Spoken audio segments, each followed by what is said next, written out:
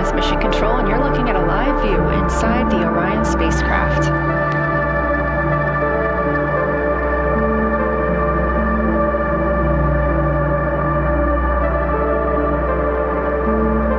You heard some communications between the crew aboard Orion and the ground teams here in Mission Control. You probably heard Capcom Jenny Gibbons call out the new burn plans. There are always burns uploaded to the crew aboard Orion. These are just in case, essentially. She mentioned a couple of abort burn options. We are not targeting any abort at this time, but if we were to get into that situation, they have already uplinked those plans to the crew. This is done throughout the mission as Orion's status and distance from Earth changes.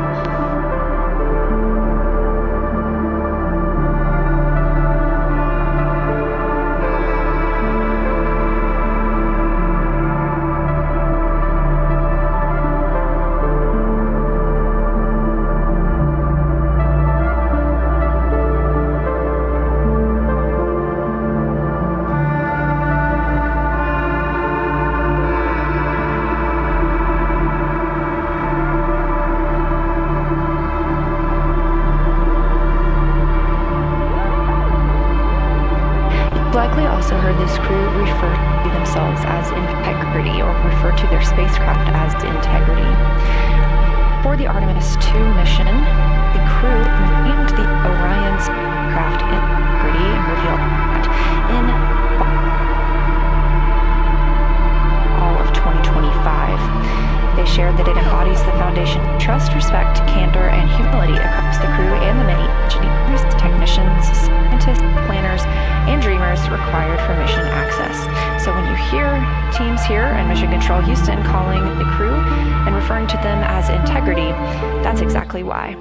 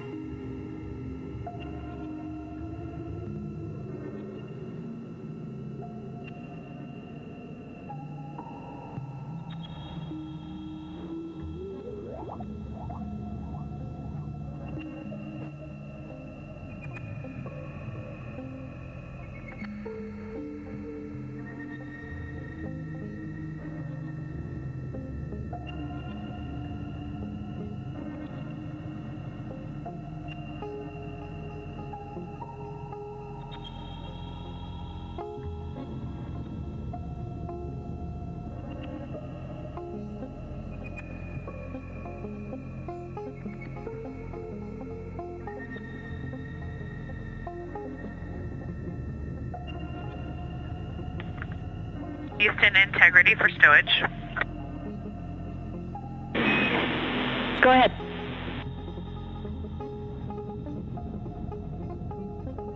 Yes, ma'am. Both of the JSVs from lockers D and E are temp stowed in the, or deployed rather, in the Eagles net.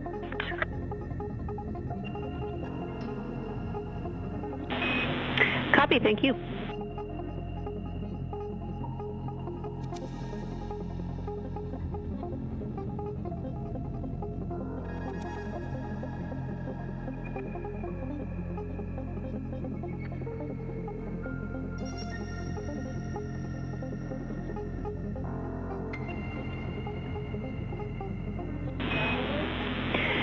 Integrity Houston, we are moving the solar arrays for the SAW picture activity. We'll let you know when they're in position.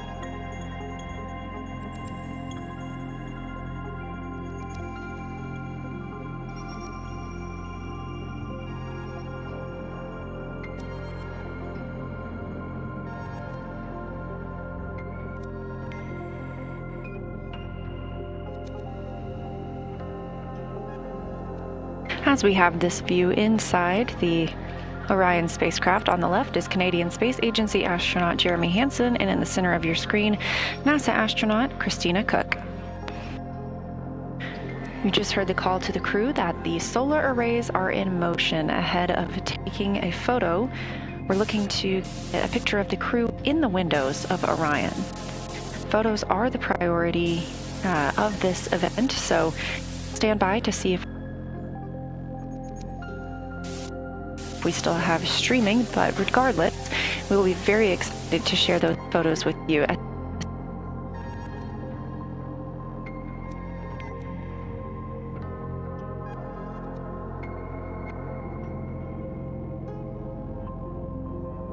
soon as we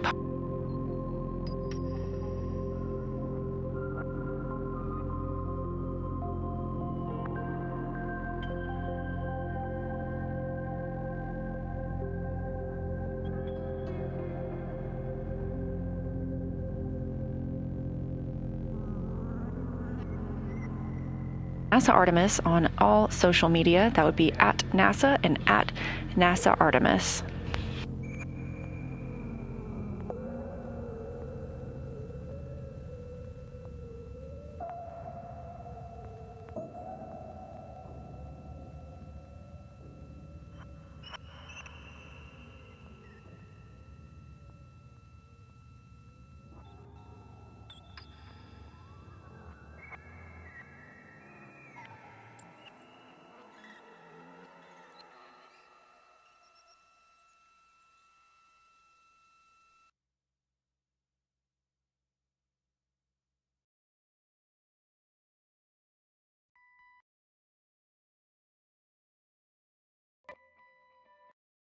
Lighting pretty bright and perhaps illuminate your face so we can see as much as possible.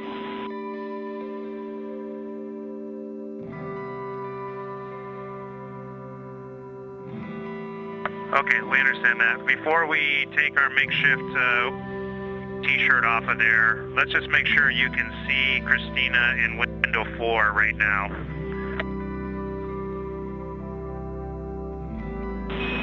Checking.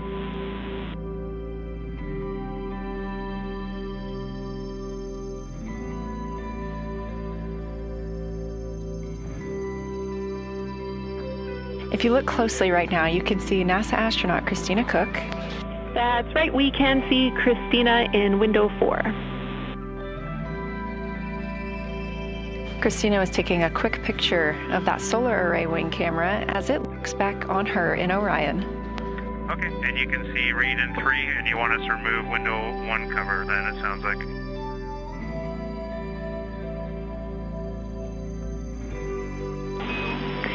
Yes.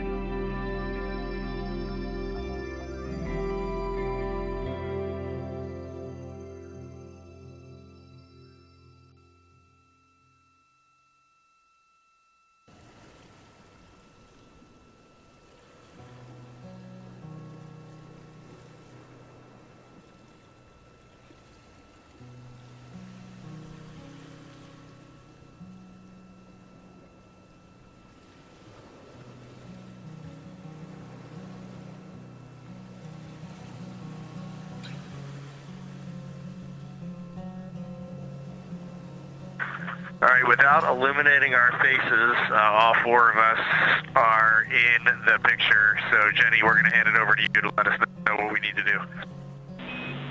All right, copy, we're checking.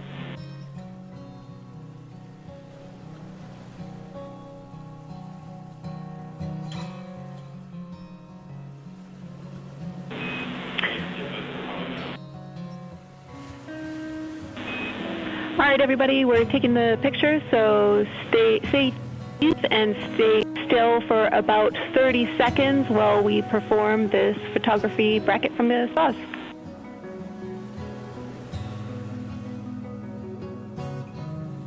Okay, we'll freeze in 3, 2, 1, mark.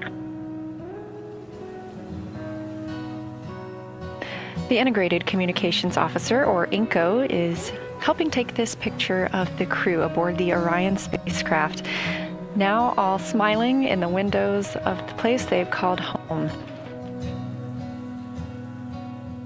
Orion is currently 183,883 miles from our home planet Earth, 97,452 miles from the Moon.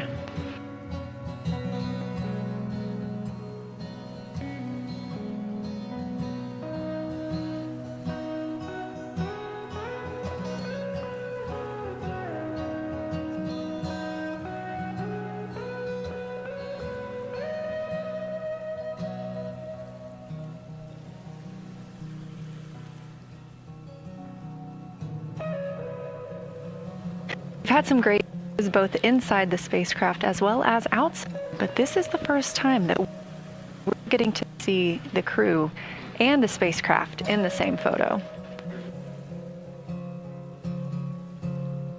As mentioned previously, we are taking pictures right now, so the streaming quality isn't as great. We look forward to sharing these pictures as soon as we possibly can, and make sure you follow NASA and NASA Artemis on social media. It's taken a little longer than we thought. Thanks for holding.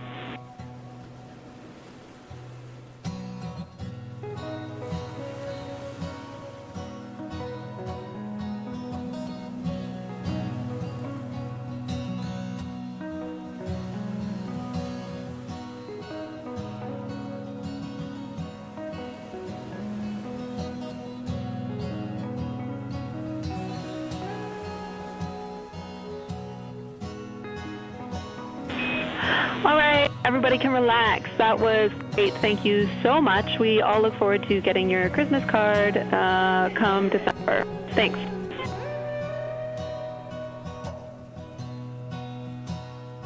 All right, sounds good, Jenny. Thanks.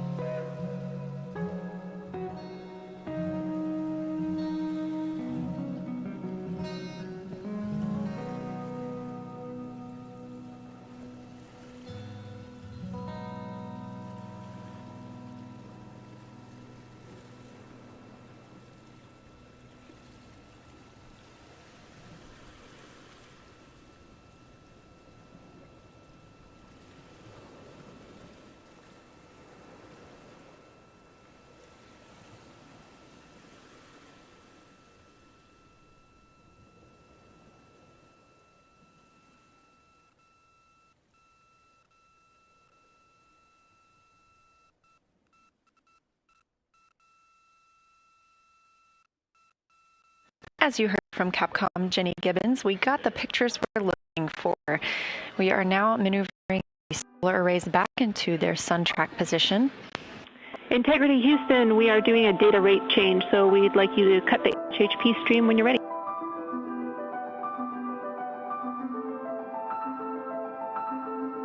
Thanks.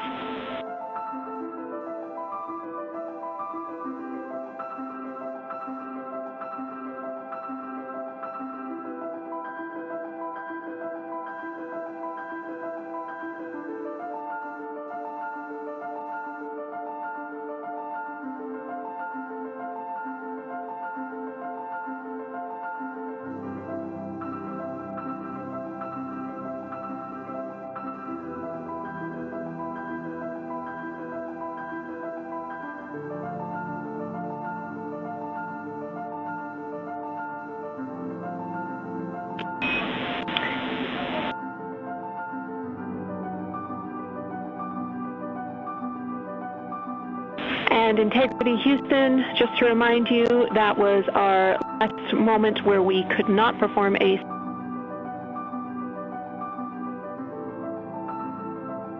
CCU dump, so if you need to do a dump for the rest of the day until you are go.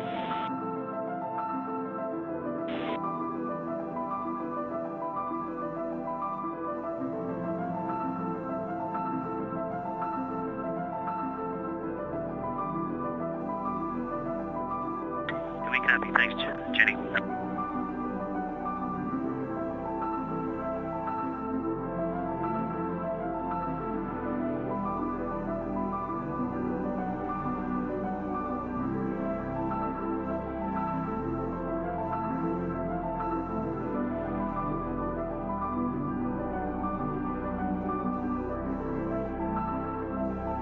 This is Artemis Mission Control. You're looking at a live view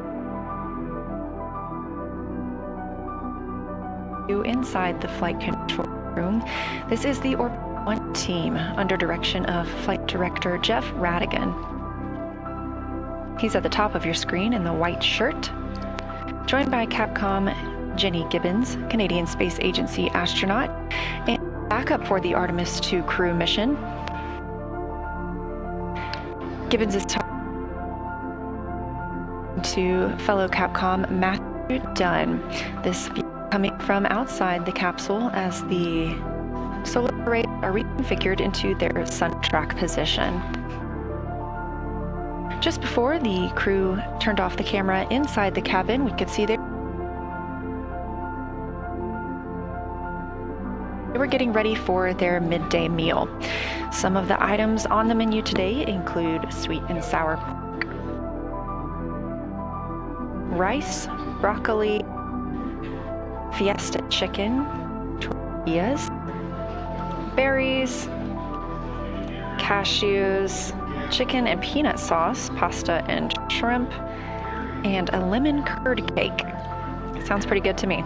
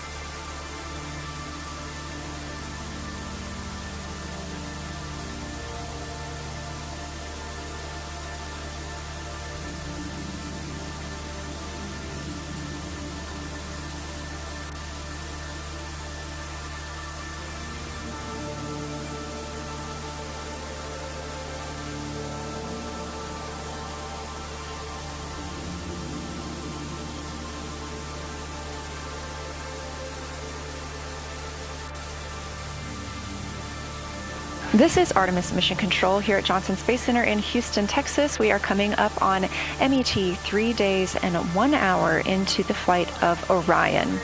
I'm joined here today by Dr. Jacob Richardson. He is the Deputy Lead for Artemis II Lunar Science. Thanks for joining us. It's lovely to be here. So can you tell me about your role and about the team members who make up the Lunar Science team? Yeah, so I'm only one of many people here. I'm the Deputy Lead of Lunar Science. Somewhere behind me is our Lunar Science Lead, Kelsey Young, and she is right now sitting here as our Science Officer on shift. We also have about 40, 50 different people who are a range of different scientists and visualization specialists, engineers, people who love and know about the moon, and are here to support this really wild mission to go and look at the far side of the moon. Fantastic. Well, we're very excited about that as well. So we have two rooms here, the Science Evaluation Room and the Science Mission Operations Room. What work happens in each of those and how are they different? Yeah, that's a good readback. So the Science Evaluation Room, we call it the SIR, and that's where we support our science officer in real time during the mission. Up there right now, we're actually finalizing our plan as we speak to send up to the crew on what they're actually going to be looking at the moon. Now that we've launched, we know exactly what moon they're going to see, and that means that we can plan everything right now. We're doing it just in time, and it's going to be up there soon. So that's the Science Evaluation Room. The Science Mission Operations Room, we call that the SMORE. That's a couple of buildings over, and they're the first people to look at the mission data that comes down that's for science data ever. So it's the crew that sees the pictures first, that takes the audio first, that takes supports the data capture, and then the first people on Earth that really evaluate it are in that SMORE. And they're busy every single day. So far, we've gotten a little bit, a trickle, and we're about to get a flood of amazing lunar data. We're really, really looking forward to seeing that imagery as well. So you talked a little bit about knowing what the crew will be able to see during the mission. And I know that is dependent on lunar illumination and on the date that we launched. So how does that lunar illumination shift the targets that we're going to see? Yeah, so the moon rotates a lot slower than Earth. Every day, the Earth rotates by 360 degrees. Every day on Earth, the moon rotates about 10 or 12 degrees. That means that different craters, different basins, different volcanic units are visible, like you said, depending on when we launch and when we arrive at the moon. This is a really special view, thanks to this amazing April 1st launch. We're not only going to get spectacular illuminated views of the moon, but we're also flying through an eclipse where the moon is between the sun and our friends up in space, and they're going to be able to see things that we've never intentionally viewed before by crew, and I can't wait to see what they see. We're going to be streaming the entire thing, so everyone make sure you tune in. So how has the team been assessing and preparing both before launch and since launch for this flyby? Oh man, the crew has, ever since like a couple of weeks after they were announced, we were with them in, and this is years ago, we were with them in the classroom, teaching them their lunar fundamentals. They came out to Iceland to look at some of the weirdest rocks we have on Earth, just so they can learn how to describe mountains from far distances, how to describe regolith, that's rocks and stones, and how to describe outcrops, just so they can be field lunar geologists for us, because they're the four geologic emissaries on our team that actually get to go to our field site, the moon. After that, they've been practicing here in Orion simulators. They've been looking at an inflatable moon that we've hung up for them. They've been doing every single thing under the sun to study their moon. And just earlier today on a PAO interview, we heard them speak to some really small craters, and they knew their names. We're really excited that they know places like Grimaldi. Obviously, they know Oriental, but they know so many other places on the moon that they are personally excited to observe. We are also very excited to hear about that. They're going to be calling down a lot during the mission as they report what they're seeing to the ground, and I know they're also going to be taking some recordings that will be downlinked later that your team will be able to analyze. But a pop question for you. Today during the press conference, Kelsey Young was asked, what are you most excited for the crew to see? So do you have a personal target that you're most excited for them to see? Oh my gosh, what am I excited for? So you'll have to tell me what Kelsey said, because we were really busy at that point. We saw her talking, but we're finalizing our science plan, and we're really busy up there. That said, I'm personally excited for the near side views. Something that we don't always get with a lot of these planned launch dates, but we got because we launched in early April, is that the near side is completely illuminated when they start their flyby. That means that everything that they see is the same stuff that we're able to see when we look at the moon. We're going to have this shared view, and there's so many volcanic terrains there. There's so many craters. There's so many mountains that we can see from Earth with either our naked eyes or with binoculars that the crew's going to share with us. And I'm excited to share that view with the crew at the beginning of that flyby. That's fantastic. So if you're on Earth and it's nighttime where you are, we can look up and see the same exact view that the crew is seeing at that time. Yeah, really it's for a lot of folks, it'll be evening as well. So if you're in Australia, during the evening, you'll be able to see the moon.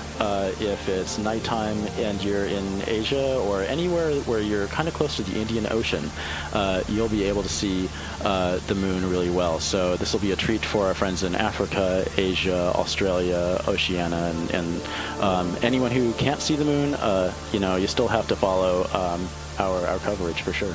Absolutely, and for those of you that can, what another cool way to feel connected to the crew. So Dr. Jacob Richardson, thank you so much for joining us today. We cannot wait for Flight Day 6. I can't either. I'm here with you.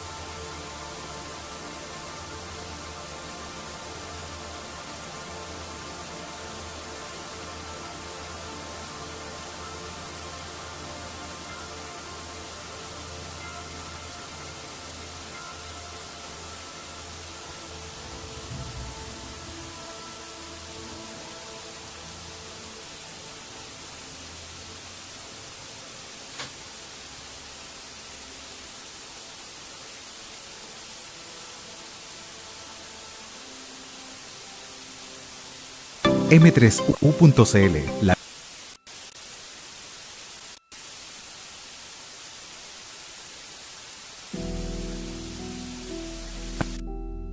series, música y mucho más. La mejor alternativa a la televisión tradicional. Canales originales e independientes. Nos puedes ver donde quieras en nuestras múltiples plataformas. m3u.cl, la nueva forma de ver televisión.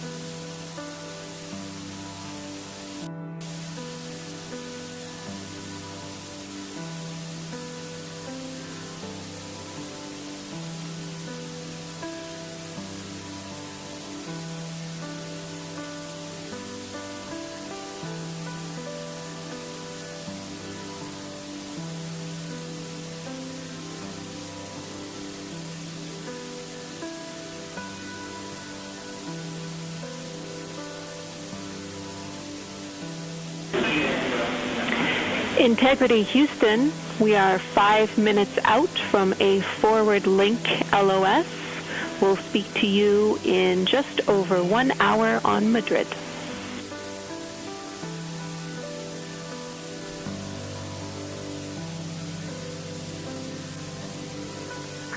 We copy. If we need anything, we'll make calls on the blind for the next hour. Sounds great. Thanks, Reed.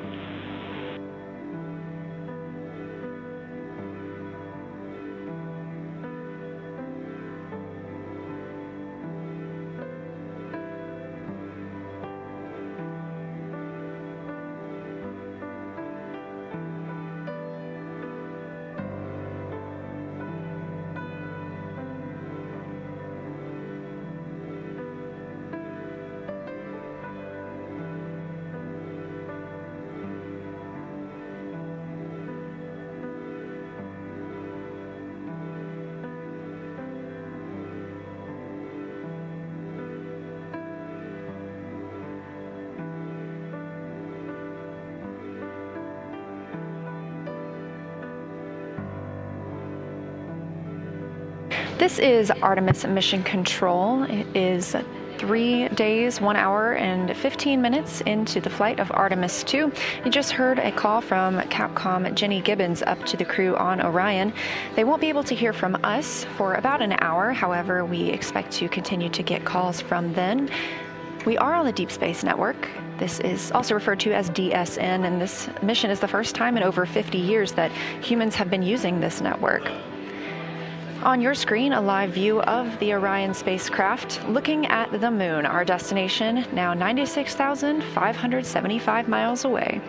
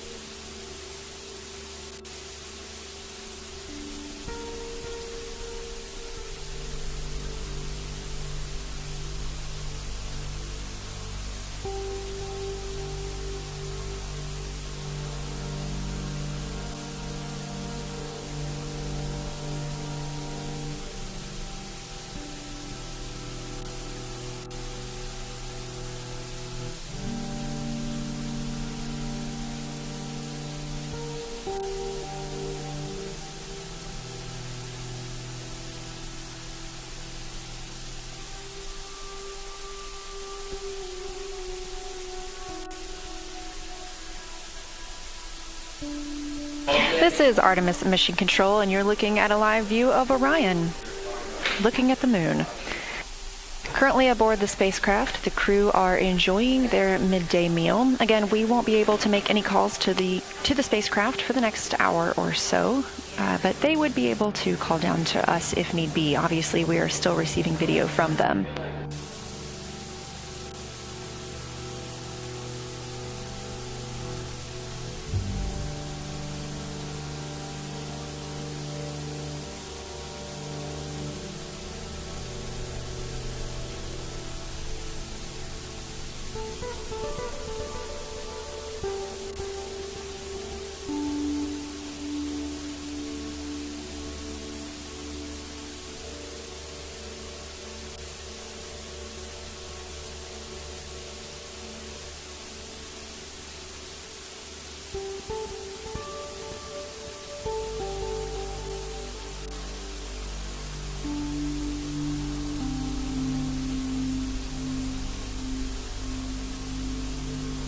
Still to come today for the crew aboard Orion is the manual pilot.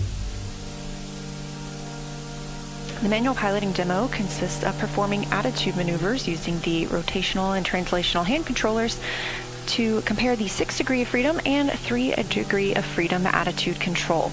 This will be the second time the crew has had the opportunity to pilot Orion themselves. Victor Glover, NASA astronaut and pilot on the Artemis II mission, manually flew Orion on flight day 1, shortly after launch when the spacecraft separated from the interim cryogenic propulsion stage. This was called the Proximity Operations Demonstration, and during that approximately hour-and-a-half window, Glover commanded the spacecraft to approach and make small translational maneuvers around that ICPS. There is a faux docking target on the ICPS, which has now been disposed of. This was a test to allow the crew to practice flying the spacecraft and give reports back to the ground on how Orion flies manually, all in preparation for our future missions to the moon, during which we will need to dock to a lunar lander.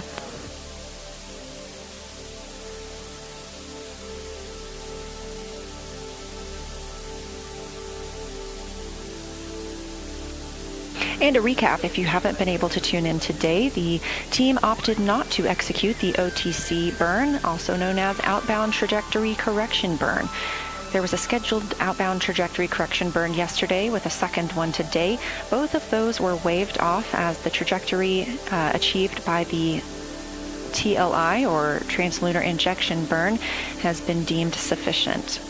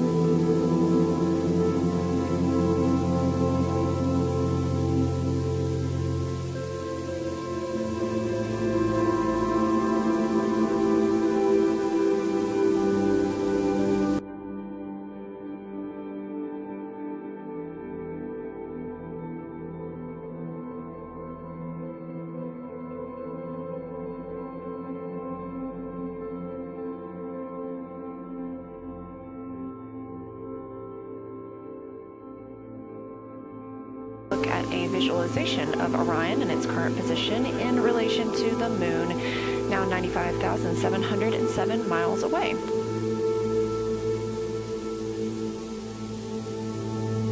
We are in a forward link LOS with Orion, meaning we cannot contact the crew members. These are planned and tracked loss of signal, but they could call down or contact us if need be. However, they are in their midday meal.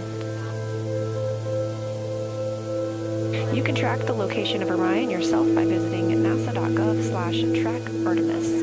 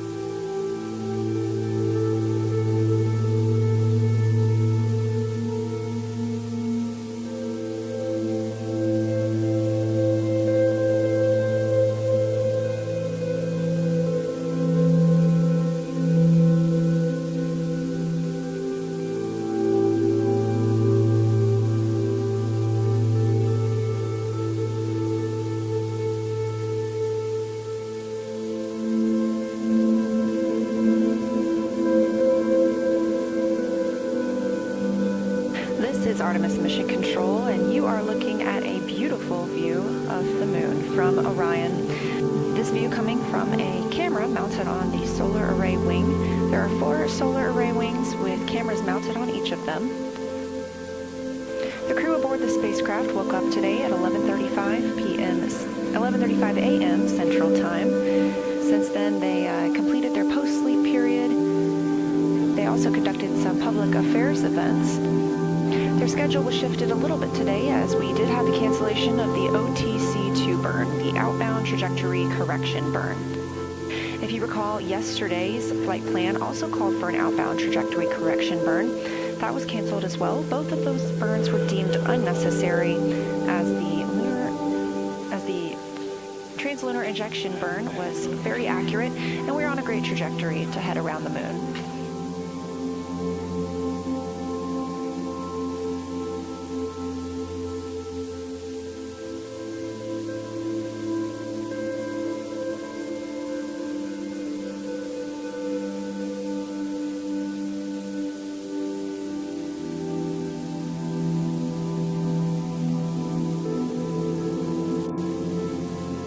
Canceling the OTC-2 burn today also allowed the team some flexibility on the timeline to maneuver Orion into a different attitude, positioning a primary vent valve in the sun, which helped to loosen up some ice around a vent valve that is used for the wastewater dump.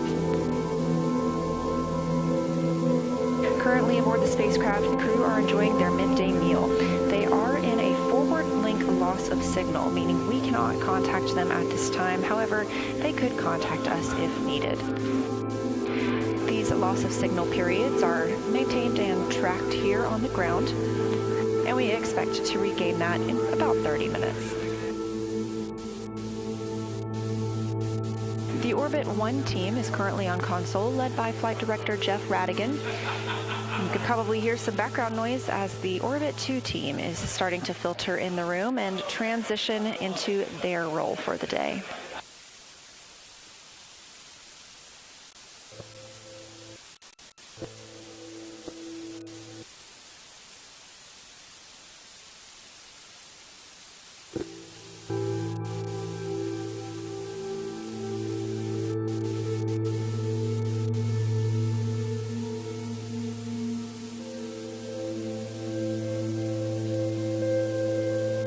Still to come today, the manual piloting demo, during which the crew members will use the rotational and translational hand controllers to manually fly the Orion spacecraft.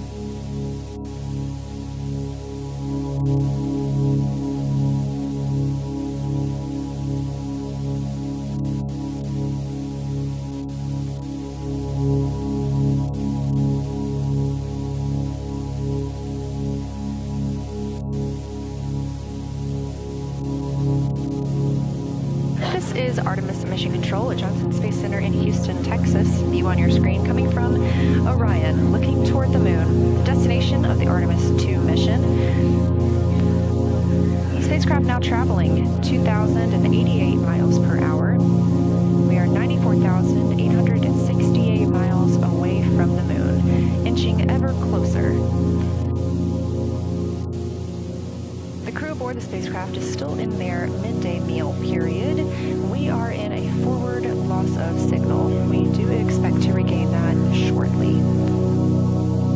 These loss of signals, or LOS, are tracked here on the ground. We were able to call up to the crew just before we entered this time frame, letting them know that we would be able to hear from them. They just wouldn't hear from us.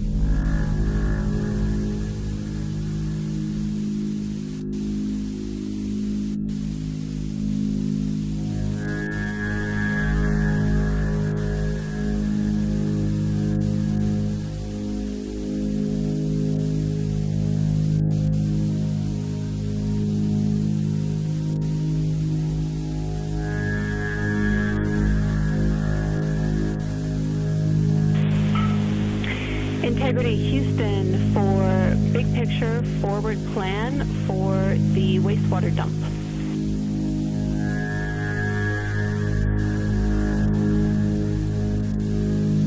Go ahead. Hey Tina, as you know, this is a big issue that we want to work toward resolving. So we are going to set up a wastewater dump on the primary line starting now. And we would like at least one crew member to be looking out the window and reporting what they see. Our intent here is just to have that vent open, and we will leave it open until either we reach a minimum quantity on the tank, we have no flow, or we hit a 3-hour limit.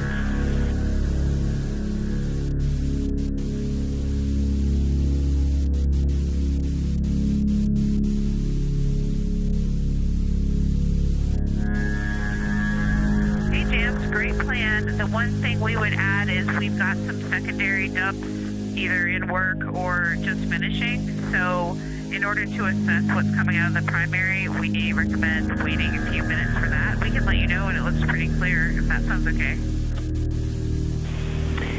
Yeah, Tina, that sounds reasonable. How long do you expect that to take?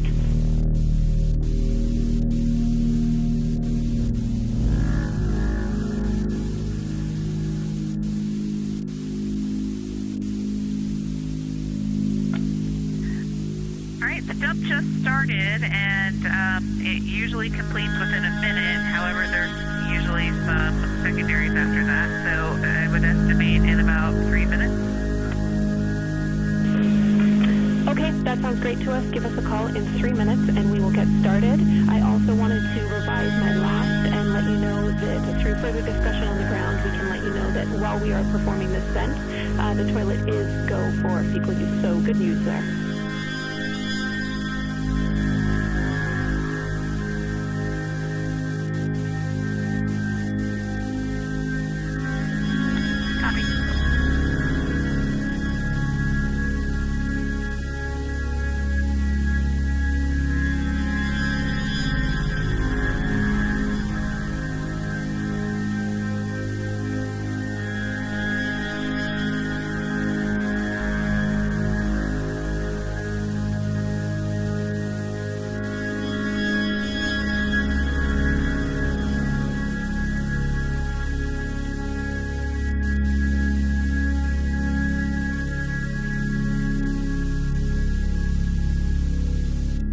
This is Artemis Mission Control. Here in Houston, Texas, you've got a view of the flight director, Jeff Radigan.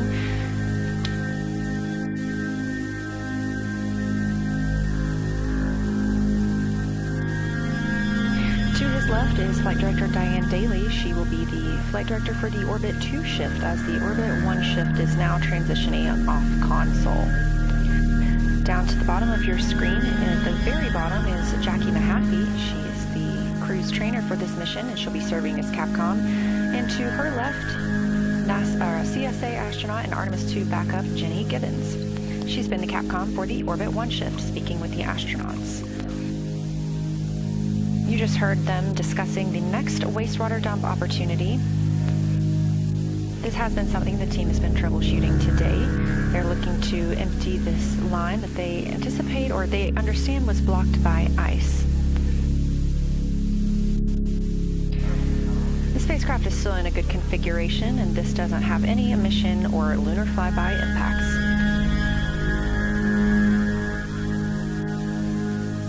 We are now 3 days, 2 hours, 24 minutes into the Artemis 2 mission. However, we are referring to this day as Flight Day 4.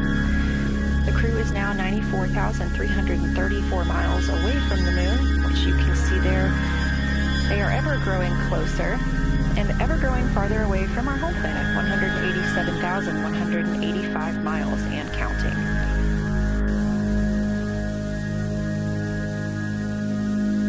As the Orbit 1 and Orbit 2 teams continue to conduct their handover procedures, I'll also be handing over the Public Affairs console to my friend and colleague, Anna Schneider. Really enjoyed being with you here today. the Orbit 1 shift will be back tomorrow, and of course, our astronauts are still working throughout the day, and our stream is still live 24/7 on NASA's YouTube.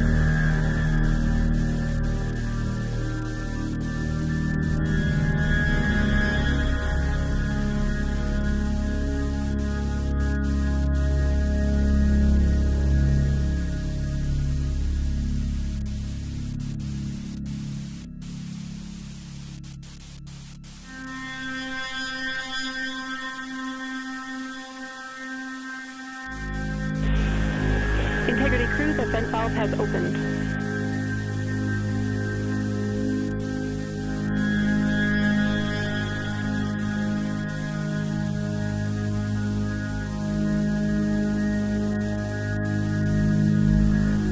All right, we'll keep monitoring, but right now we see no flow at all. Copy.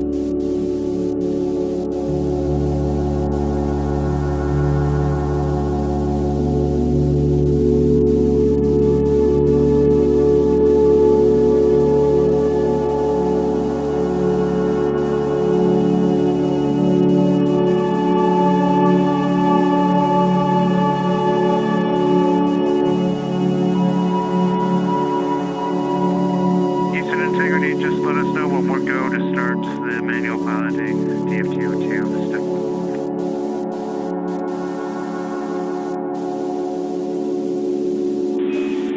All right, Integrity crew, you are go to start the manual piloting DFTO. We are going to come on board with CapCam 3, and when you perform this DFTO, we are happy to take 10 degrees rotation in all axes instead of 15 if you like.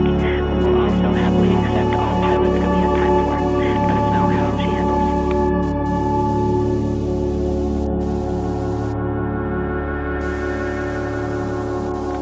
Okay, we like the sound of all that. Copy 10 degrees, so we'll aim for that to speed this up a bit so I can get more inputs. We appreciate it. Thanks, Jeremy.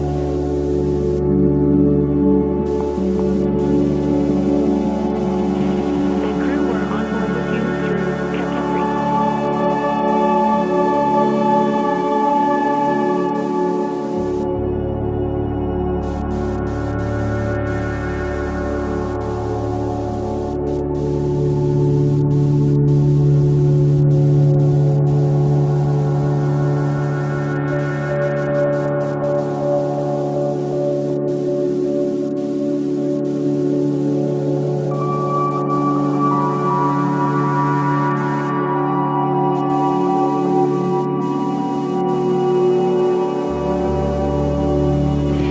This is Artemis Mission Control. The Orbit 1 and 2 teams are currently in their handover, and the crew aboard Orion has stepped into their manual piloting procedures. This may look like a familiar view. We saw it just after launch when the crew was conducting the proximity operations demonstration. That was NASA astronaut Victor Glover, the pilot of the spacecraft, manually commanding Orion. Quickly, update.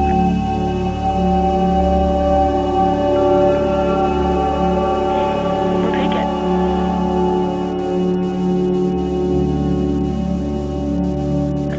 Hey James, now we have about 10% of the time we see a full blizzard, and then it dies down to a flurry, and then it picks up to a full blizzard again. It's going about blizzard about once every maybe 30 seconds, but it is very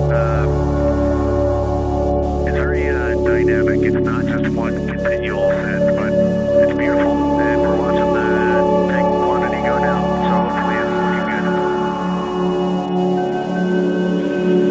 That's super helpful for us to know. Thanks, Reed. We're still watching it.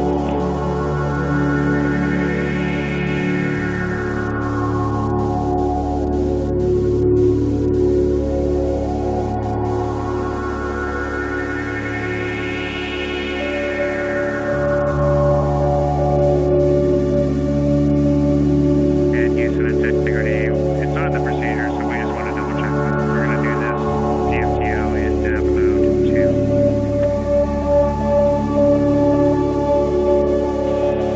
Affirm, DAP 2.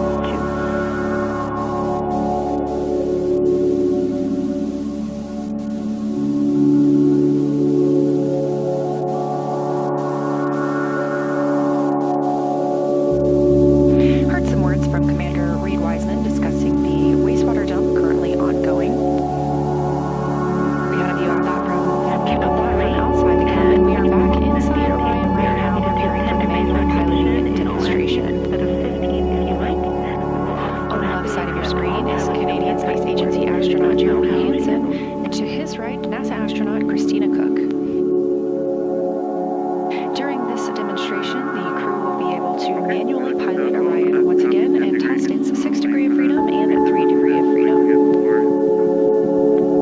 If you look closely in the background, you can see NASA astronaut and pilot Victor Glover filming part of this demonstration. And crew, we're on board with you through CapCam 3.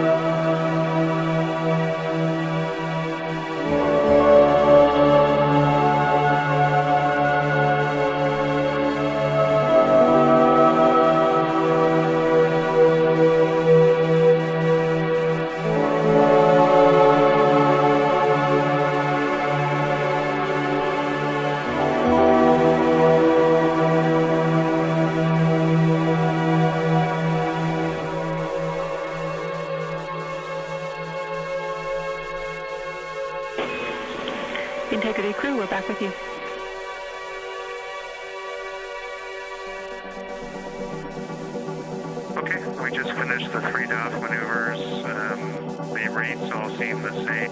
The response seemed the same. It is difficult to tell whether you might have some cross-coupling from the RAC. I noted partners from the vehicle, but we were pretty convinced in the last roll one that the coupling that showed up, which was 4 degrees, was coming from the vehicle and not the RAC. I think we're just getting used to the overflow. Copy all, Jeremy, thank you. Copy all, Jeremy, and we are going to head away from the data rate change. We will have a very brief outlook during that time. I will let you know when we're back.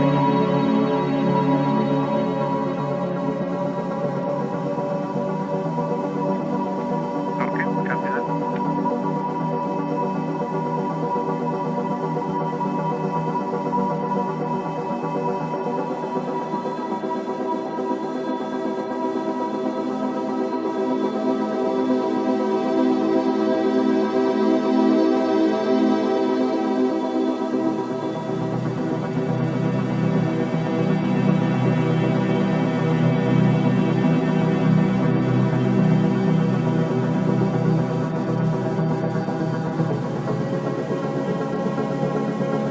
Good evening from Mission Control Houston inside the Artemis Flight Control Room. I'm Anna Schneider with NASA Communications, and the Orbit 2 team of flight controllers has recently come on console and has completed their handover with the Orbit 1 team, who are wrapping up their shift. The Orbit 2 team this evening will be led by NASA Flight Director Diane Daly, and the Capcom or capsule communicator will be Jackie Mahaffey. The crew on board the Orion spacecraft, which you can And then see. with the jets intentionally deselected with the left yaw, the rate built up as expected nominally, but it's having a hard time not letting out the rate. So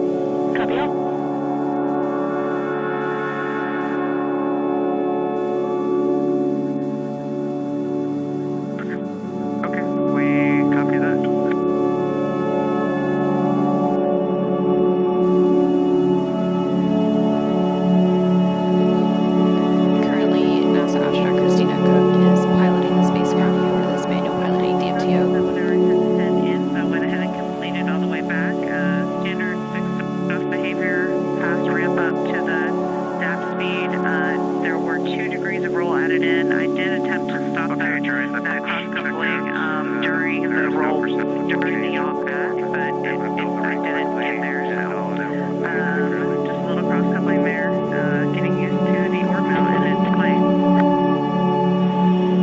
Copy, we follow. Thanks, Christina.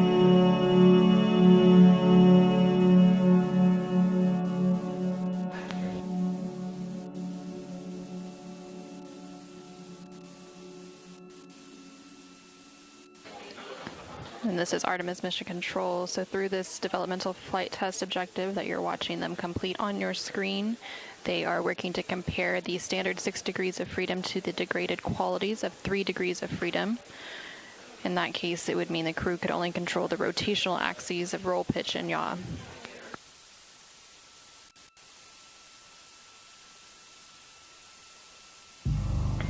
Okay, similar behavior with 5. In this instance, there was just a very small amount of roll in that I did try to take out, and with a quick roll pulse, it did take it out. That was just kind of a manual thing that I did, but it was nice to see you could do that if you had unintended coupling going on. Copy all.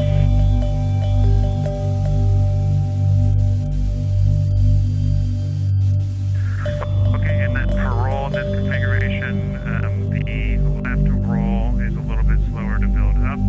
The right roll is responsive as per normal. Copy.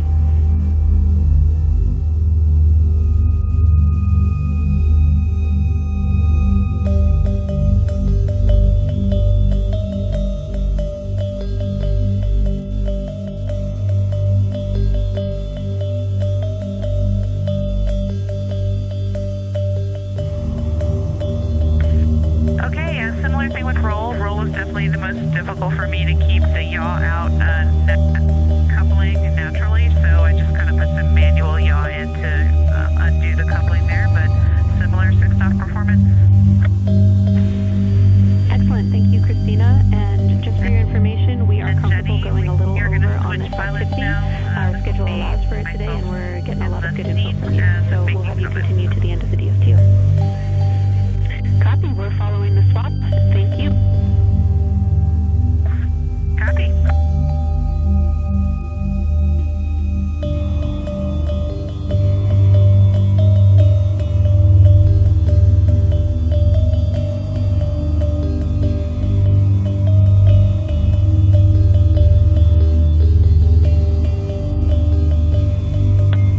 Negligible change in 3 DOF with the yaw. Copy.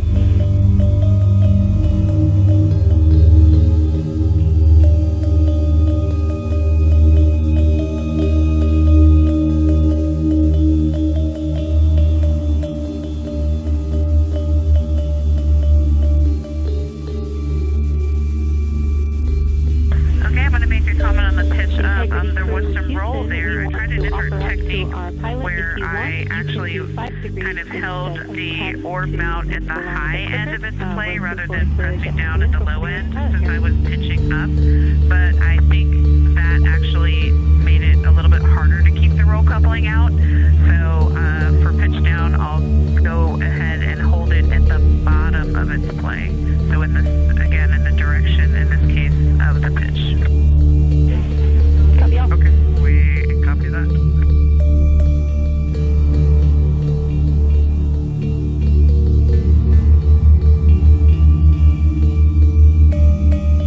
Okay, great performance in pitch, similar to the Será. I was happy on that one. I already had 10 in, so I went ahead and completed all the way back. Standard 6-off behavior, fast ramp up to the DAP speed. There were 2 degrees of roll added in. I did attempt to stop that cross coupling during the roll, during the yaw back, but I didn't get there. So just a little cross coupling there, getting used to the orb mount and its play. Copy. We follow. Thanks, Christina.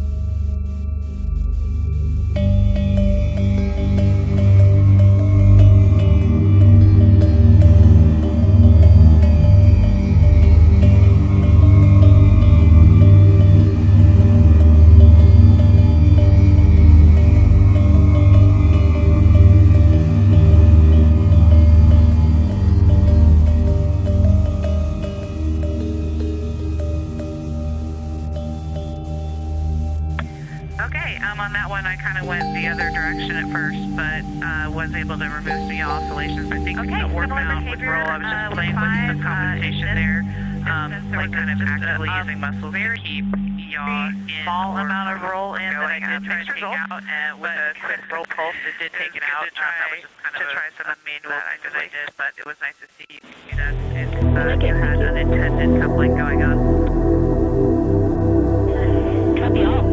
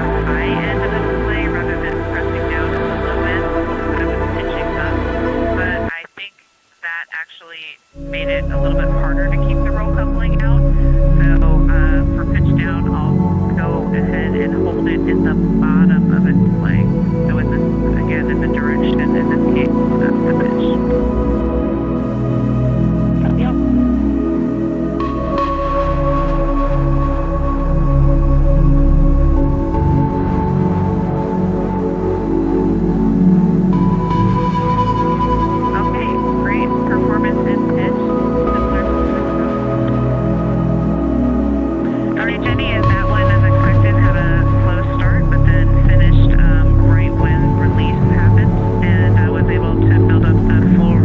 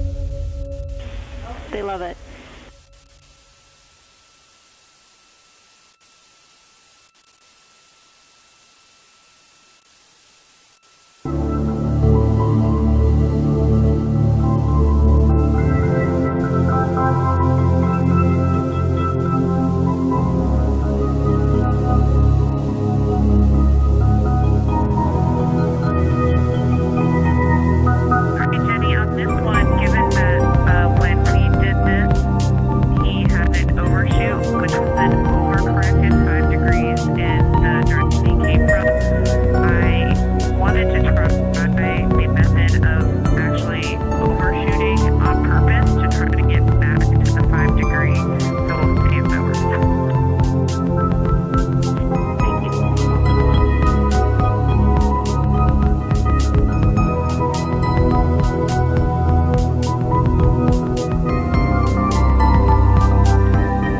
Houston, we have some Earth and Moon viewers here who are putting in requests for different motions so that they can see things in the window. We're seeing it. All right, Houston, thanks for your patience. We had to see the full moon and the Earth at the same time, which was just accomplished an hour ago. We understand and approve.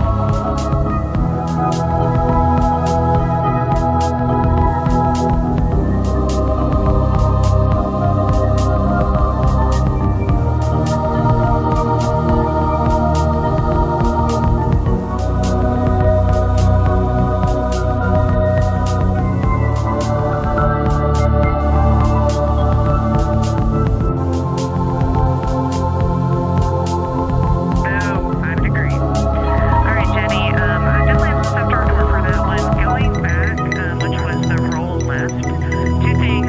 The pitch coupling that you saw, I do think was due to an input on the RHC, but the yaw, I don't think was, because I actively tried to take out the yaw, and I felt myself having to go out of the detent in the other direction to start affecting that yaw motion that you were seeing. So I think that might have been because of it was difficult for it to compensate potentially. I think that one might not have been because of inputs in the hand controller. Copy all. GC agrees.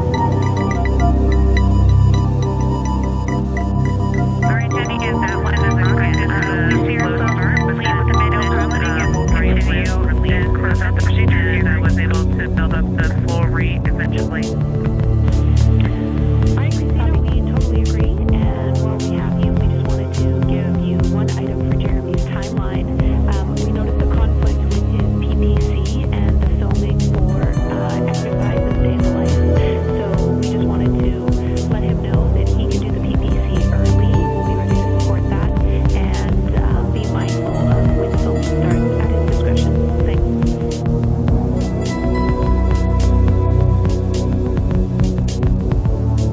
Okay, and as expected, all things just be selected. No negatives or no I will pass you on to clear the difference very distance. Jackson Happy. We copy.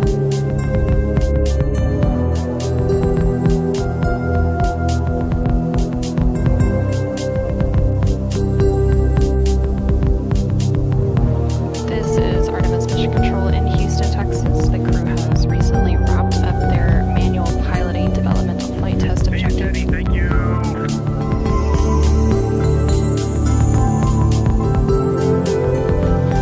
And the Capcom or capsule communicators here in Mission Control have also handed over as the Orbit 1 and Orbit 2 teams have completed their handover. So the oncoming Capcom for the ships will Okay, and on launch that one, tomorrow I released at 5 degrees and at 2 degree overshoot.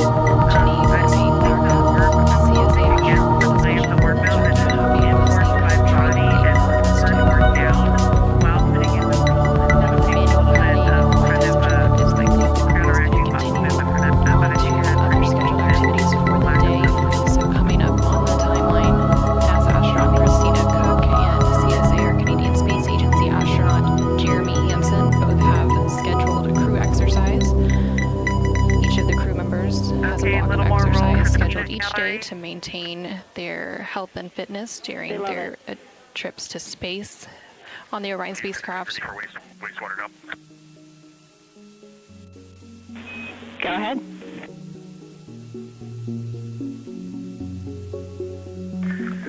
Hey, Jackie. Every once in a while we do hear a little like thud in the spacecraft, followed by a little plume of snowflakes. So there probably is just ice chugging through those lines. And we are still getting little intermittent blizzards. You probably see it on the solar array cameras, but it is still just going. It's dwindling. And then if you do see the volume pick up in the next over the next 5 minutes, there's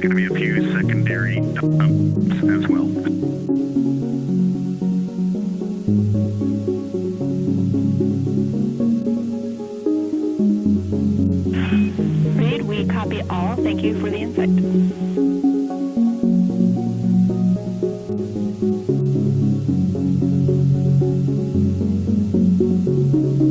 And this is Mission Control. You heard some additional... And confirm you all, I have secured Cap Camp 3. Negative. All right, Houston, thanks for your patience. We had to see the full moon and the Earth at the same time, which was just accomplished. Now we're rolling back. Reed, and to clarify, we are interpreting that as you'd like us to turn off Cap 3.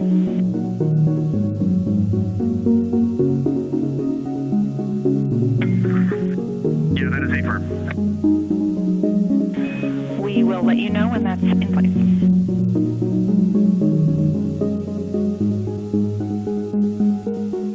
Okay, copy.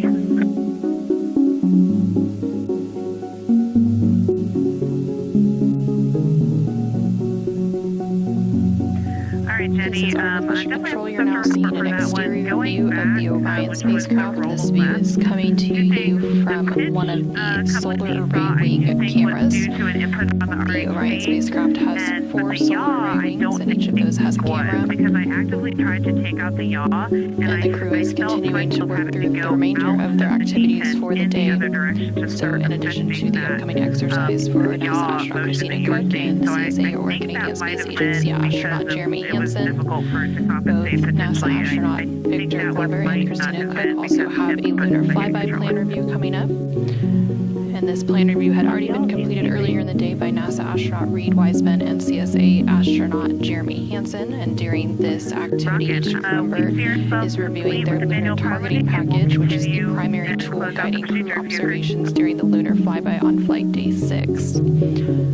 This package consists of 2 key components: the lunar geography review and the lunar targeting plan. Timeline. We have only an external view of Orion and filming for exercise and day in the life. So we just wanted to let him know Sounds that good. We'll he probably, can use the PPE early. your bandwidth limited earlier. I don't know if you want HHP in a little while. We can happily set that up. And next question is, if you can ask flight, is there an estimate of toilet coming back functional for urine? That'll just change some of our next steps. If not, we'll continue on CCUs. Our pleasure. And with that, I will pass you on to the very capable Jack Mahaffey.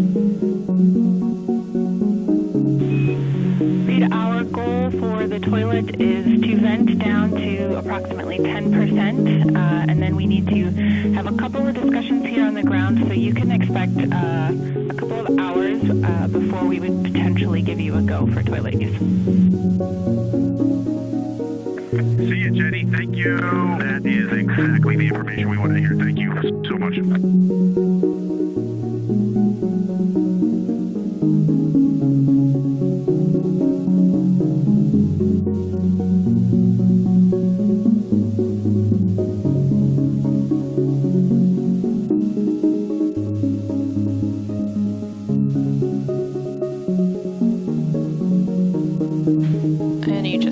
Some additional communication there between NASA astronaut Reed Wiseman and the Capcom or capsule communicator here on the ground, Jackie Mahaffey, who you can see there on the bottom of your screen. They were discussing the wastewater dump which has been taking place, as well as the toilet use. At the beginning of crew sleep on flight day 3, the ground had performed a routine and regularly scheduled wastewater dump. During that dump, it was terminated after only dumping 3%. They have since completed an additional wastewater dump just about 30 minutes ago, and the team on the ground is evaluating the status of the toilet on the Orion spacecraft, but in the meantime, the crew has been instructed to continue using CCUs, which are collapsible contingency followed by urinals. a little plume of snowflakes, so there probably is just ice chugging through those lines. And we are still getting little intermittent blizzards. You probably see it on the solar array cameras, but it is still just going and dwindling. Jeremy, we And copy, if you and do see we the will volume be pick up in the taking you back next, to over the next 5 minutes, there's going to be a few secondary dumps as well. Copy that. Reed, we copy all. Thank you for the insight.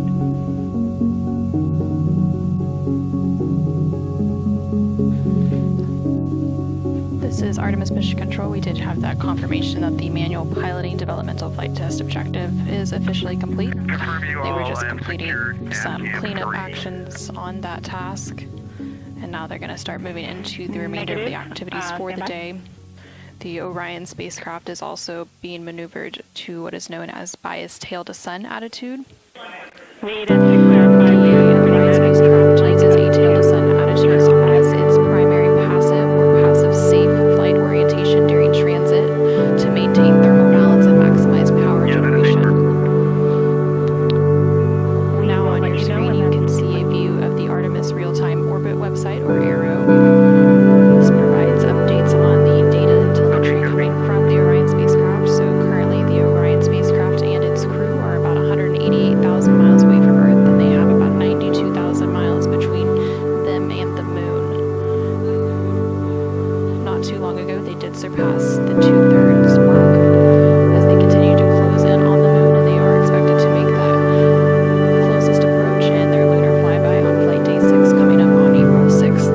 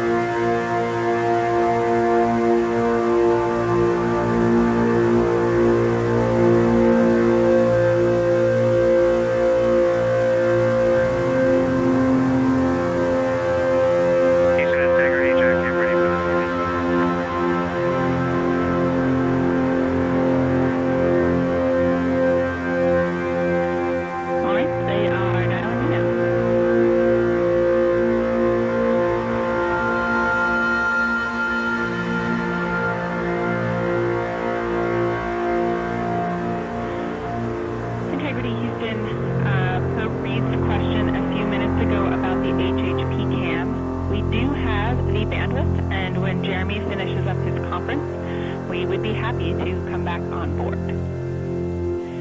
Second item, maybe Christina can help answer this. We were wondering at the DU, how was the audio volume-wise, clarity-wise from the speaker unit? And Mark.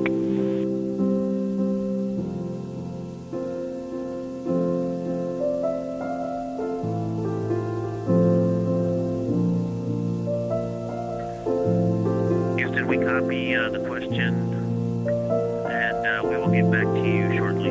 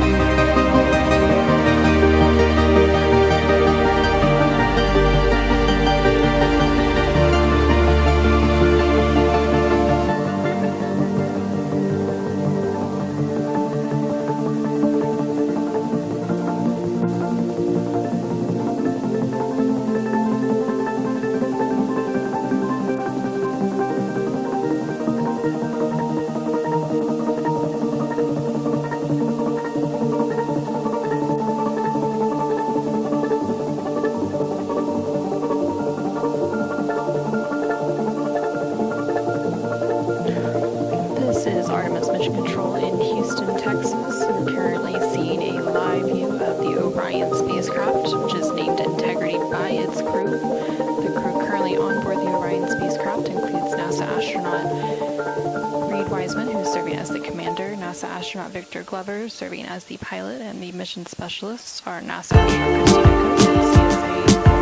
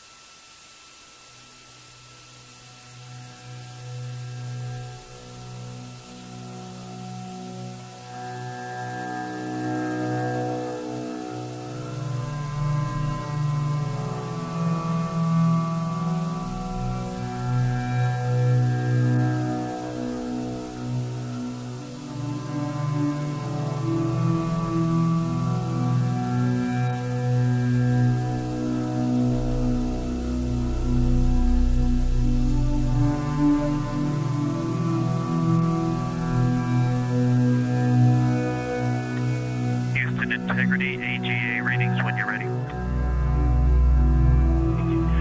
We are ready, and also a reminder that we do have the bandwidth to come on board with the HHP camera. Let us know if that's something you'd like to do. We got me, go for exercise, thank you. CO2 1.6. O2 19.3. Pressure 13.8. Temperature 75.3. Houston, copy. And as a reminder, we are staying in a hold off on doing the HHP camera. Just due to the things we're doing right now, we will get you on board as soon as and often as we can. The intermittent, the scheduled AGA reading in between the two runs. No rush. If it's looking good, we're talking about whether we might want to stay in that config through the end of reads exercise.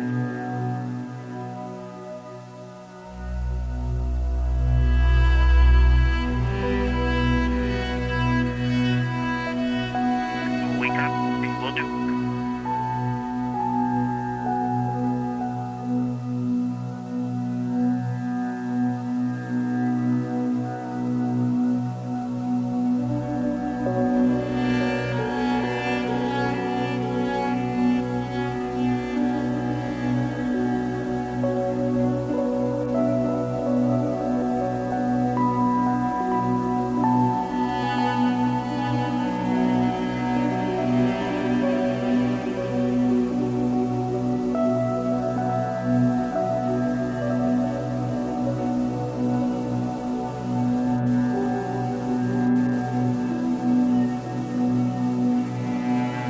This is Artemis Mission Control in Houston, Texas.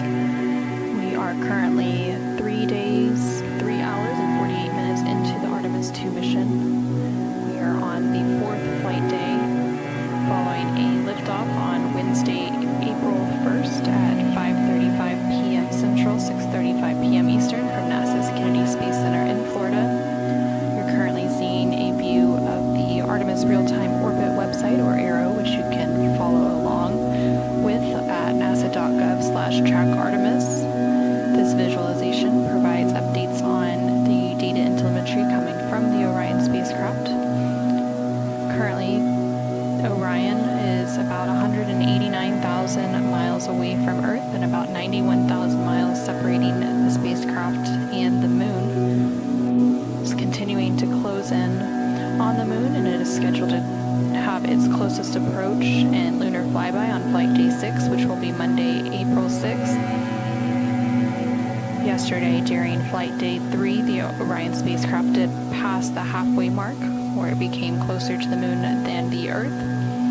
And then tomorrow on flight day 5, which will be April 5th, the Orion spacecraft will cross into the lunar sphere of influence, which is when the gravitational forces from the moon will be stronger than those of Earth. Currently, the crew on board the Orion spacecraft is awake, and they're continuing to work through the remainder of their activities for the day, which includes some blocks of exercise, as well as a lunar flyby plan review. Earlier in the day, the crew did complete a public affairs downlink event, and then 2 of the crew members have already completed their flyby plan review. There was originally a scheduled outbound trajectory correction burn. This was the second planned correction burn that ended up being canceled, as it was determined that it was no longer needed. Tomorrow on flight day 5, there is another opportunity for an outbound trajectory correction burn should it be needed. And then coming up later in this shift, there will also be a Canadian Space Agency public affairs event before the crew begins to wind down for the day and go into their pre-sleep period, where they will complete hygiene activities as well as eat their dinner before they go into their sleep period. Once they enter flight day 5, following their sleep period, there are several activities planned for tomorrow, including an aux suit, developmental flight test objective. The aux suit is the Orion Crew Survival System suit, those orange suits that you see them wearing. So that will take up about the entire morning portion of their day before they move into their midday meal. And again, there's also a planned outbound trajectory correction burn scheduled for flight day 5 as well. And then shortly after that burn is when they will enter that lunar sphere of influence. It'll take place during their pre-sleep period on flight day 5.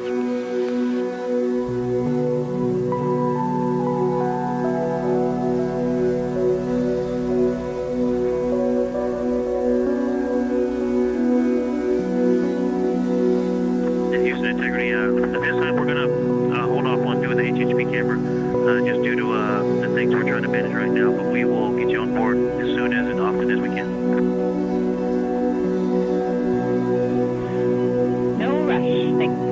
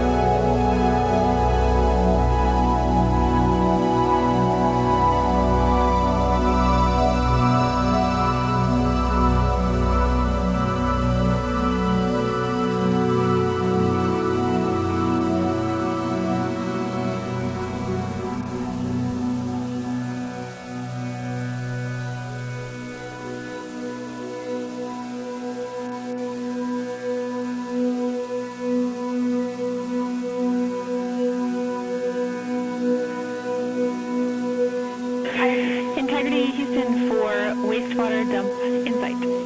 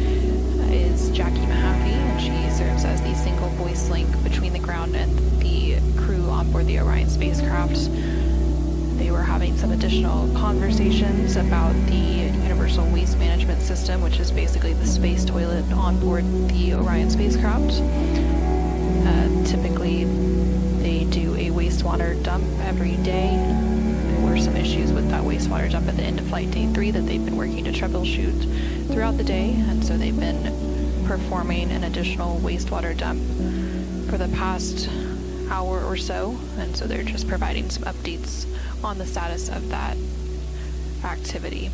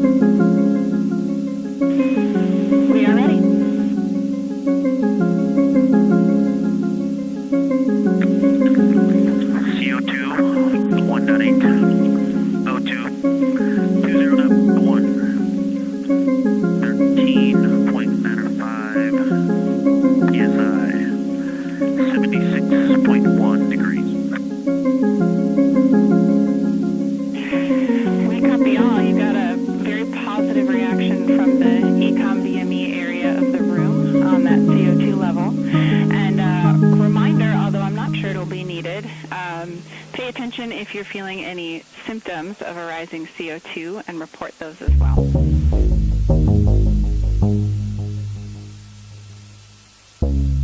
Absolutely.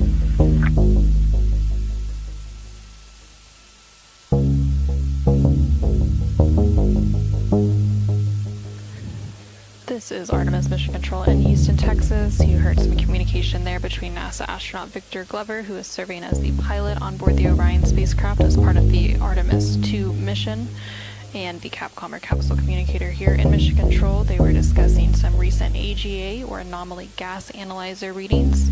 The crew takes and reports these readings periodically throughout the day, and this is a portable laser-based instrument that can detect trace contaminants and also measures gases inside the Orion spacecraft, such as carbon dioxide. And the Capcom or capsule communicator here in the room mentioned some reactions from a couple of consoles here in the room, and that was the EECOM and BME consoles. So EECOM is the Emergency Environmental and Consumables Manager, and they are responsible for the internal thermal control systems, air and water supply, and purification systems on board the Orion spacecraft.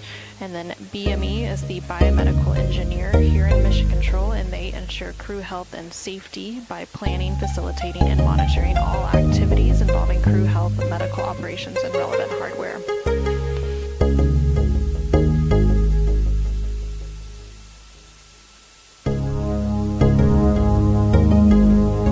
There's a full view inside the Artemis Flight Control Room here in Mission Control. That EECOM console that I was referencing is in the left-hand side of your screen towards the back of the room. And you can see all of the other various flight control positions here in the room. And the upper left-hand corner of your screen is the ground control console, or GC. And behind them is the science officer. So the science officer is responsible for the science taking place on the mission, specifically the lunar science. Question on exercise timing. We would really love it if we didn't have to wait 15 minutes between crew members, but let us know.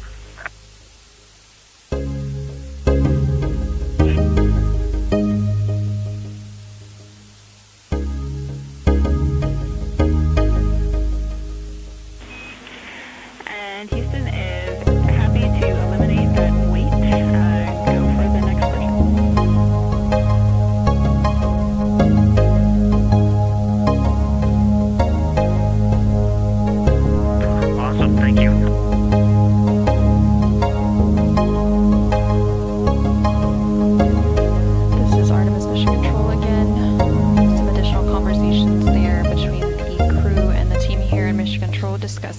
the exercise taking place on board the Orion spacecraft. So NASA astronaut Christina Cook recently wrapped up her daily exercise block, and then CSA, Canadian Space Agency astronaut Jeremy Hansen is scheduled to do his exercise next, followed by NASA astronaut Reed Wiseman. And so each of the crew members on board the spacecraft have a daily block of exercise. They all use a device known as the flywheel, which is a exercise device that uses a flywheel or a series of pulleys and a torque limiter encased in a frame the size of an extra large shoebox, which functions similar to a rowing machine, and they can complete various different types of exercises using that machine, such as aerobic and resistive exercise.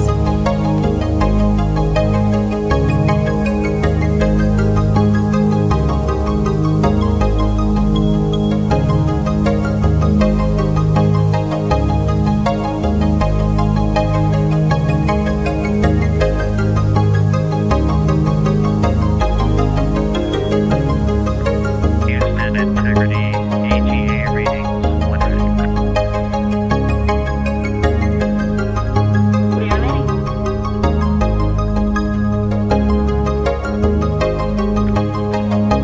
CO2, 1.8, O2, 209.1, 13.5, PSI, 76.1 degrees. We copy all. You got a very positive reaction from the ECOM area of the room on that CO2 level.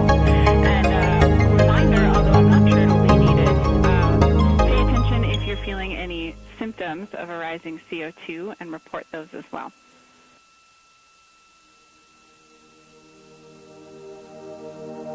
Absolutely.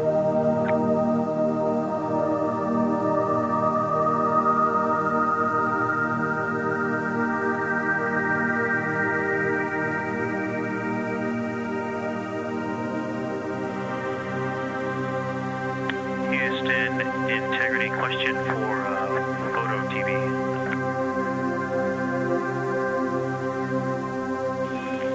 Go ahead.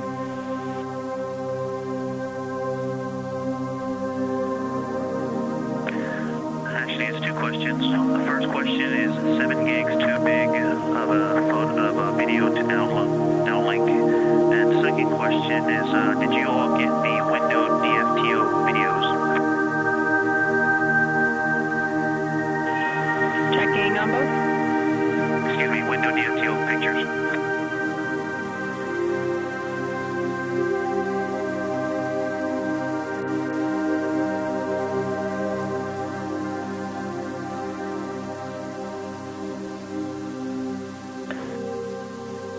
And then, Jackie, if you could pass along a message to the team analyzing those videos about the window DFTO, let me know when you're ready to copy. Ready.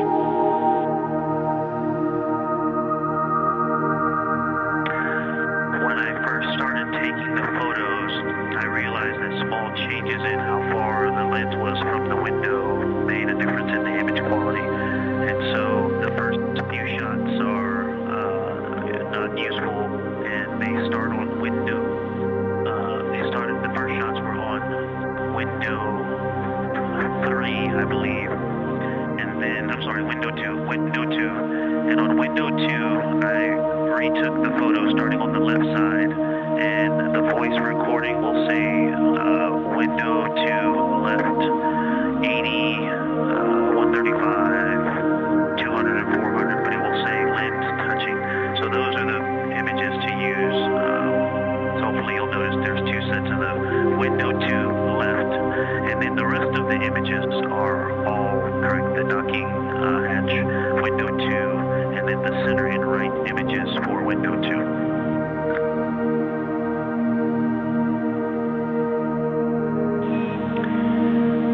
We copy all. Thanks for the insight.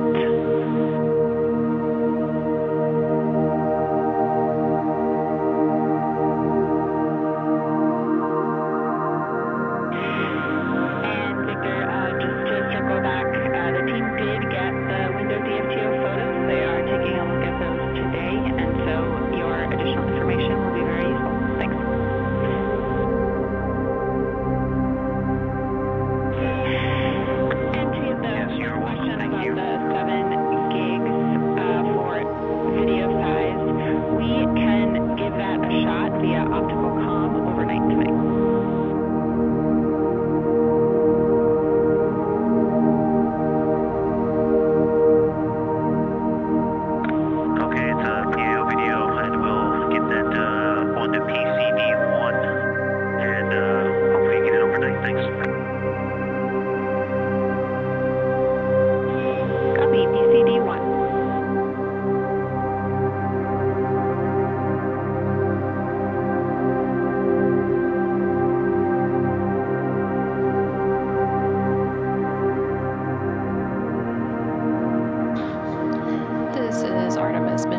control. Some additional communication there from the crew, namely NASA astronaut Victor Glover, who was discussing a couple of different things. The first one related to some images that were captured as part of a window optical quality developmental flight test objective. Yeah, Jackie, that video is nothing special. It's just some routine cabin shots. I just, all the other cameras were used, so I used an iPhone at lowest res, and I just made a large file.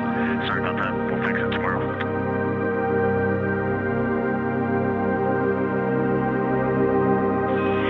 You are almost 2/3 of the way to the moon. It's a special video. Thank you.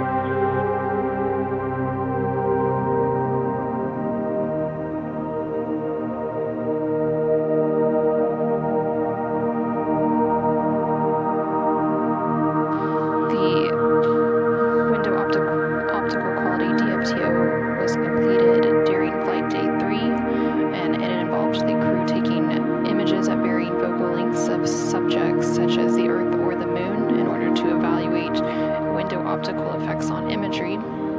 There are a variety of developmental flight test objectives, or DFTOs, throughout the mission, and they are all designed to evaluate objectives proposed to improve Orion hardware, flight systems, flight operations, processes, and procedures. They were also discussing the transfer of a video file using the optical communication system.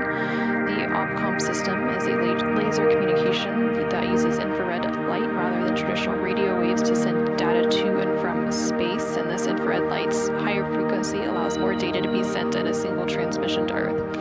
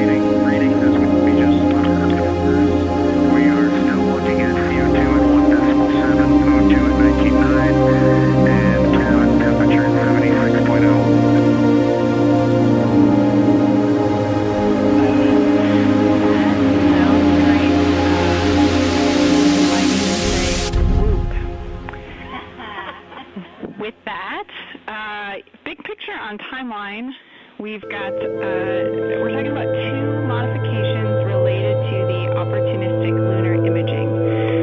The first is that we want to deconflict that event with the PAO event so that we've got a solid, calm, confident PAO attitude. And secondly, we want to tie in some related Peltor PCD audio recording testing. It doesn't necessarily have to happen during the imaging, but somewhat related. So 2 questions for you all. One, we're looking for an estimate on when Reed will have finished the exercise. And 2, would Christina or another available crew member have some time to conduct a Peltor PCD audio recording check?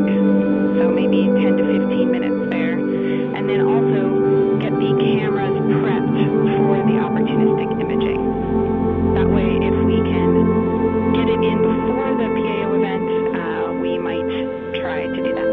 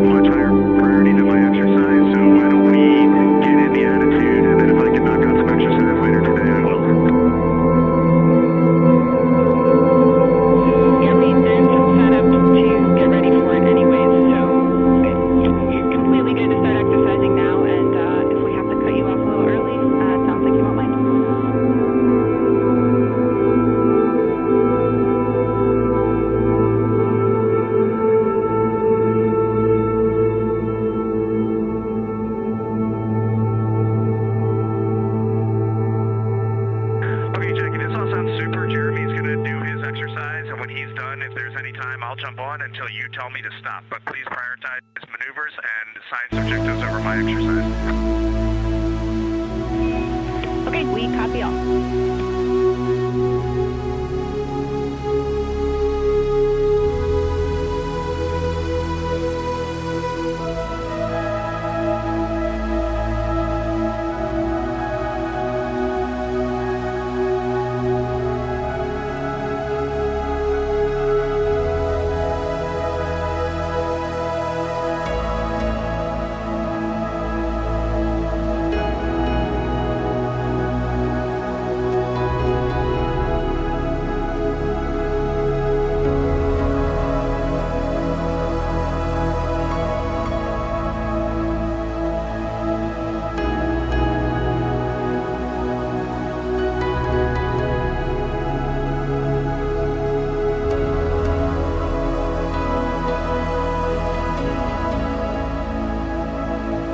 This is Artemis Mission Control in Houston, Texas. Some communication there between NASA astronaut Reed Wiseman, who is serving as the commander on board the Orion spacecraft. That spacecraft you can see in the upper left-hand corner of your screen. Those views coming from the solar array wing cameras.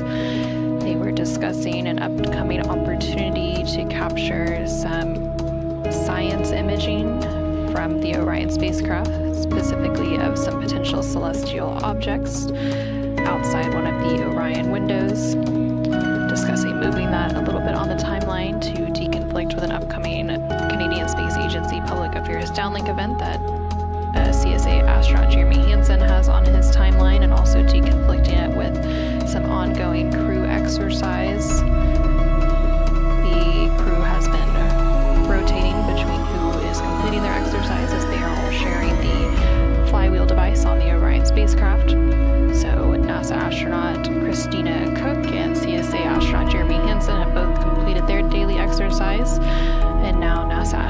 Wiseman is getting set up for that exercise as the team here in Mission Control Houston work to configure the attitude of the Orion spacecraft to be able to capture some of that opportunistic celestial imaging outside the Orion windows coming up here shortly.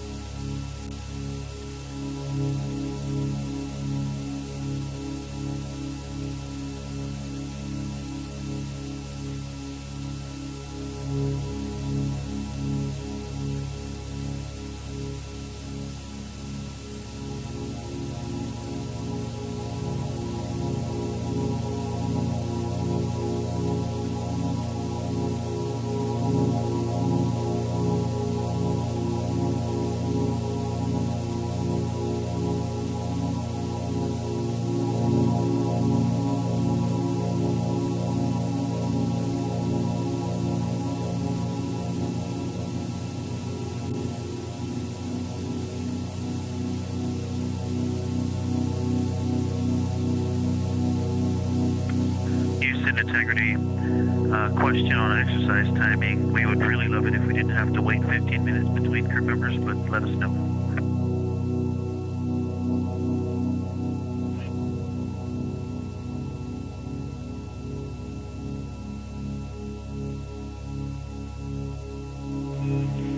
And Houston is happy to eliminate that wait and go for the next person.